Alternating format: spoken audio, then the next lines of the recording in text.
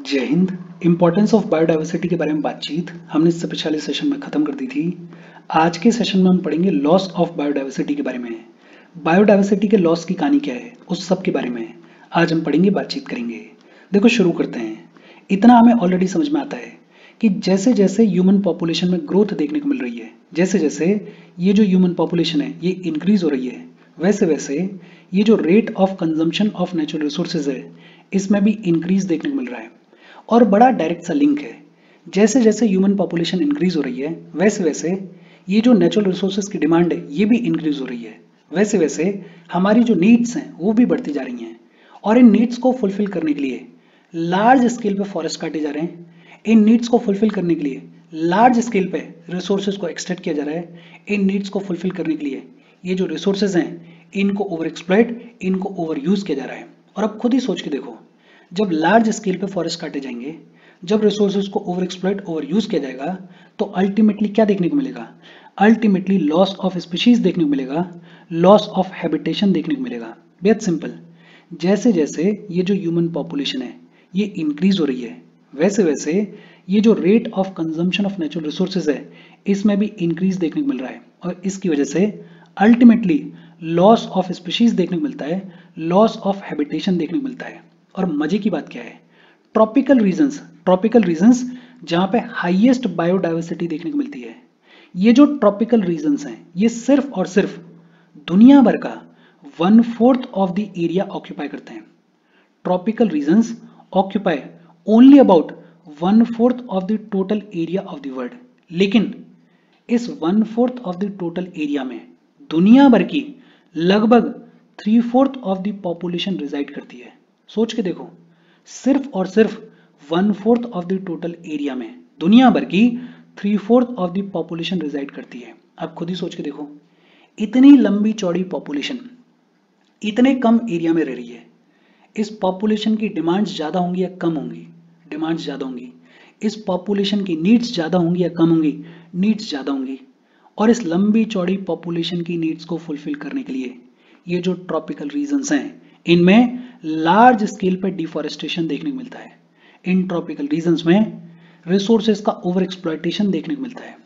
Population इतनी लंबी चौड़ी है कि इस पॉपुलेशन की नीड्स को फुलफिल करने के लिए लार्ज स्केल पर डिफॉरेस्टेशन देखने को मिलता है। और डिफॉरेस्टेशन का मतलब क्या है कि जो स्पीशीज का नेचुरल हैबिटेशन है उसको डिस्ट्रॉय किया जा रहा है, उसको डैमेज किया जा रहा है।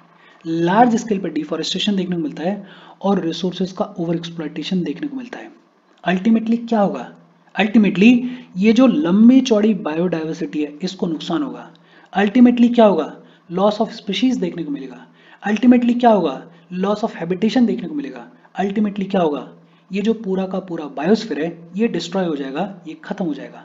और आगे वही लिखा हुआ है, as this tropical rainforest contain 50% of the species on the earth. Earth के ऊपर जितनी भी स्पीशीज देखने को मिलती हैं उनमें से लगभग 50% of the species tropical rain forest में देखने को मिलती हैं। लेकिन डिस्ट्रक्शन ऑफ नेचुरल हैबिटेट्स की वजह से ये जो पूरा का पूरा बायोस्फीयर है ये खत्म हो रहा है, ये डैमेज हो रहा है। It is disastrous for the entire biosphere.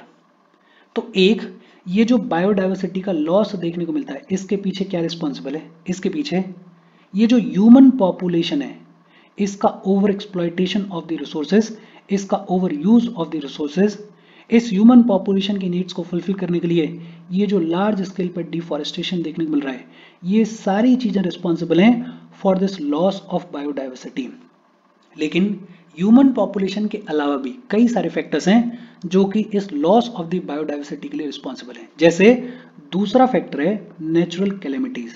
दूसरा फैक्टर कौन सा है? Natural calamities. नेचुरल कैलेमिटीज जैसे अर्थक्वेक्स, जैसे फ्लड्स, जैसे वॉल्केनिक इरप्शंस, जैसे फॉरेस्ट फायर्स, जैसे ड्राउट्स। जिन भी एरियाज में ये नेचुरल कैलेमिटीज देखने को मिलती हैं उन एरियाज में जो फ्लोरा एंड फौना होता है उसको एक लंबा चौड़ा डैमेज देखने को मिलता है।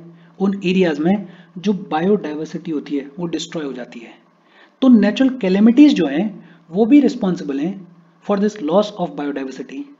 तीसरा फैक्टर है जो कि बड़ा इंपॉर्टेंट फैक्टर है, pesticides and other pollutants. Other pollutants such as hydrocarbons, toxic heavy metals. ये जो पेस्टिसाइड्स हैं ये जो अदर पॉल्यूटेंट्स हैं, ये वीक और सेंसिटिव स्पीशीज को डिस्ट्रॉय कर देते हैं, खत्म कर देते हैं। और हमें पता है एग्रीकल्चर के अंदर कितना ओवर यूज ऑफ पेस्टिसाइड्स देखने को मिलता है। ये जो पॉल्यूटेंट्स हैं इनको हम एनवायरनमेंट के अंदर रिलीज कर रहे हैं इंडस्ट्रीज के थ्रू और बहुत सारी एक्टिविटीज के थ्रू। ये जो पेस्टिसाइड्स हैं, ये जो अदर पॉल्यूटेंट्स हैं, ये अल्टीमेटली हार्मफुल है हमारे एनवायरनमेंट के लिए, हार्मफुल है हमारे नेचर के लिए। ये जो पेस्टिसाइड्स हैं, ये जो अदर पॉल्यूटेंट्स हैं, ये वीक और सेंसिटिव स्पीशीज को पूरे तरीके से डिस्ट्रॉय कर देते हैं। तो ये भी बड़ा इंपॉर्टेंट फैक्टर है जो कि रिस्पॉन्सिबल है for the loss of biodiversity. इसके अलावा एक चौथा फैक्टर है एक्सोटिक स्पीशीज। और एक्सोटिक स्पीशीज का मतलब क्या होता है? अगर बहुत सिंपल तौर पे कहें तो ये जो एक्सोटिक स्पीशीज होती हैं इनको एलियन स्पीशीज भी बुलाया जाता है। एक्सोटिक स्पीशीज का मतलब क्या होता है? ऐसी स्पीशीज जो कि किसी नेचुरल हैबिटेट में नेचुरली देखने को नहीं मिलती हैं। ऐसी स्पीशीज जो कि किसी पर्टिकुलर हैबिटेट में, किसी पर्टिकुलर सिस्टम में नेचुरली देखने को नहीं मिलती हैं, लेकिन उनको कहीं से बाहर से लाया गया और उस पर्टिकुलर सिस्टम में, उस पर्टिकुलर हैबिटेट में इंट्रोड्यूस किया गया। तो ऐसे स्पीशीज को क्या बुलाया जाता है? ऐसे स्पीशीज को बुलाया जाता है एक्सोटिक स्पीशीज। और बहुत बार ये देखने को मिलता है कि ये जो एक्सोटिक स्पीशीज हैं ये नेचुरल बायोटिक कम्युनिटी को पूरे तरीके से डैमेज कर देती हैं, पूरे तरीके से डिस्ट्रॉय कर देती हैं। और इसका सबसे बढ़िया एग्जांपल है केरला में यूकेलिप्टस। ब्रिटिशर्स ने केरला में यूकेलिप्टस को इंट्रोड्यूस किया। यूकेलिप्टस नेचुरली केरला में देखने को नहीं मिलता था और ब्रिटिशर्स ने यूकेलिप्टस को इंट्रोड्यूस किया था बिकॉज टी प्लांटेशन में ये यूजफुल होता है। लेकिन over the period of time क्या देखने को मिला कि ये जो यूकेलिप्टस है इसकी ग्रोथ इतनी रैपिड थी कि केरला की बाकी जो नेचुरल कम्युनिटी थी उसको पूरे तरीके से ये जो यूकेलिप्टस है इसने डैमेज कर दिया, इसने डिस्ट्रॉय कर दिया।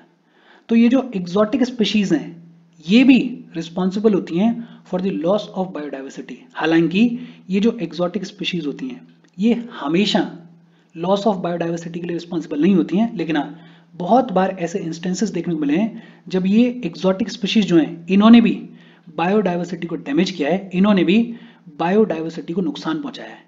और फिर इसके अलावा लार्ज स्केल पे हंटिंग देखने को मिलती है, पोचिंग देखने को मिलती है।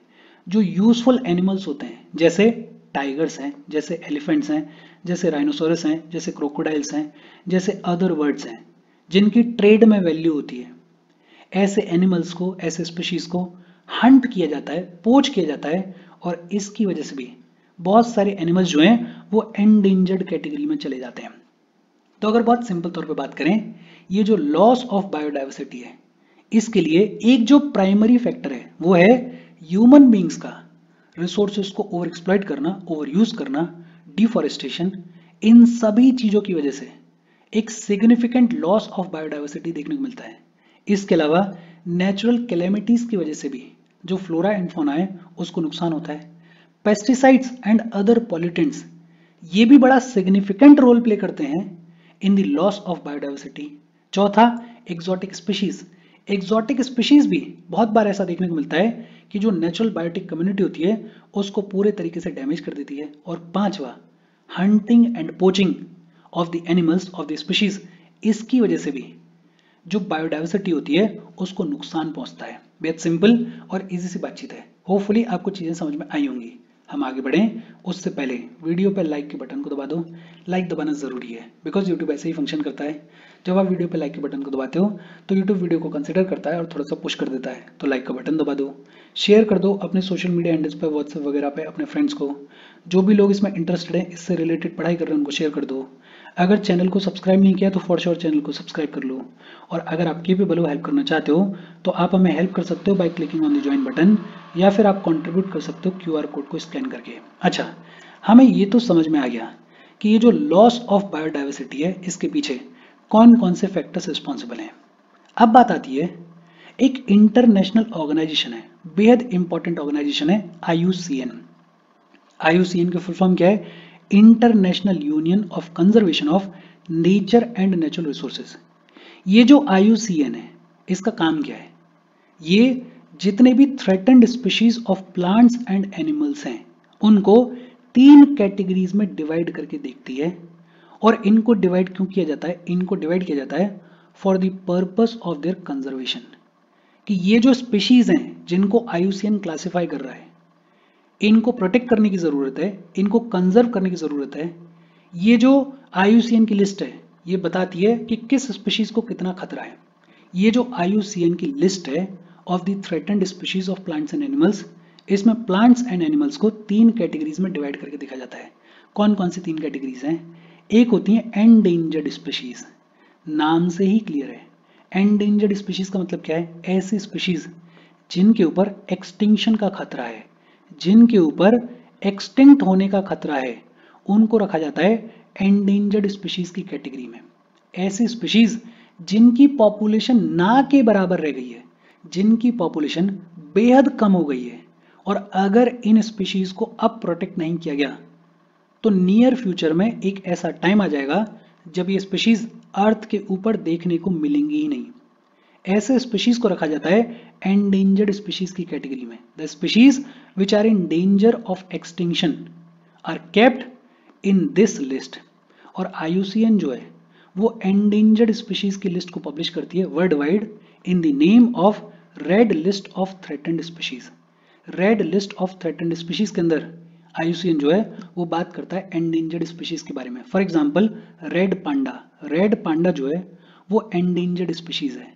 अगर रेड पांडा को प्रोटेक्ट करने के लिए इनफ स्टेप्स नहीं लिए गए तो नियर फ्यूचर में एक ऐसा टाइम आ जाएगा जब रेड पांडा अर्थ के ऊपर देखने को मिलेगा ही नहीं। फिर दूसरी होती है वल्नरेबल स्पीशीज। ऐसे स्पीशीज जिनकी पॉपुलेशन बेहद कम है, लेकिन हाँ उतनी कम नहीं है जितनी एंडेंजर्ड स्पीशीज वाली पॉपुलेशन होती है।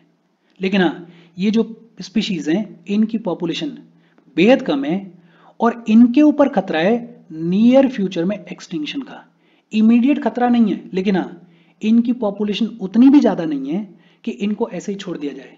पॉपुलेशन कम है और अगर इनको बचाने के लिए एडिक्वेट स्टेप्स नहीं लिए गए तो नियर फ्यूचर में ये जो वल्नरेबल स्पीशीज हैं इनके ऊपर भी एक्सटिंक्शन का डेंजर देखने को मिलेगा, एक्सटिंक्शन का खतरा देखने को मिलेगा। देखो बेहद सिंपल, जिन स्पीशीज की पॉपुलेशन ना के बराबर है, जिन स्पीशीज के ऊपर बिल्कुल एक्सटिंक्शन का खतरा है, उनको रखा जाता है एंडेंजर्ड स्पीशीज की कैटेगरी में।